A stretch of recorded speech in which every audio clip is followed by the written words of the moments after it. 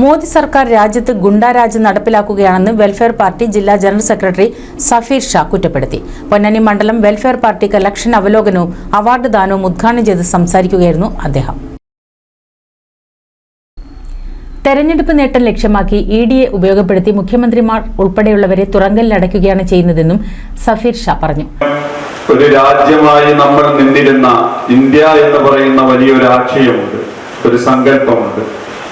വിവിധ ദേശങ്ങളും വിവിധ പ്രദേശങ്ങളും വിവിധ സമുദായങ്ങളും വിവിധ വർഗങ്ങളും ഒക്കെ കൂടിച്ചേർന്നുള്ള അവർ പരസ്പര സഹകരണത്തോടുകൂടി പ്രവർത്തിക്കുന്നതിന് വേണ്ടി പരസ്പര ബന്ധിതമായ ഒരു കരാർ എഴുതി, നമ്മൾ ഭരണഘടന എന്ന് വിളിക്കുന്ന ആ കരാർ എഴുതി ജനാധിപത്യത്തിൽ പരസ്പരമുള്ള ബഹുമാനത്തിൽ സാഹോദര്യത്തിൽ സമത്വത്തിലൊക്കെ വിശ്വസിച്ച് മുന്നോട്ട് പോയിരുന്ന ഒരു രാജ്യം ഇന്ന് രാജ്യം ഭരിച്ചിരിക്കൊണ്ടിരിക്കുന്ന ദുഷ്ശക്തികളുടെ കൈകളിൽ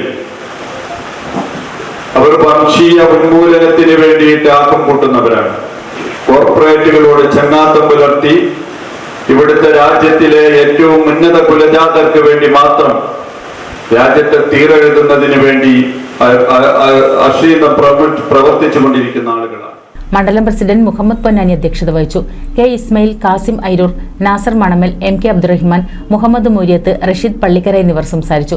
ജില്ലാ വൈസ് പ്രസിഡന്റ് വഹാബ് വെട്ടം സമാപനം നിർവഹിച്ചു. സെക്രട്ടറി CV ഖലീൽ സ്വാഗതവും TV അബ്ദുറഹിമാൻ നന്ദിയും പറഞ്ഞു. NCV news Ponnani.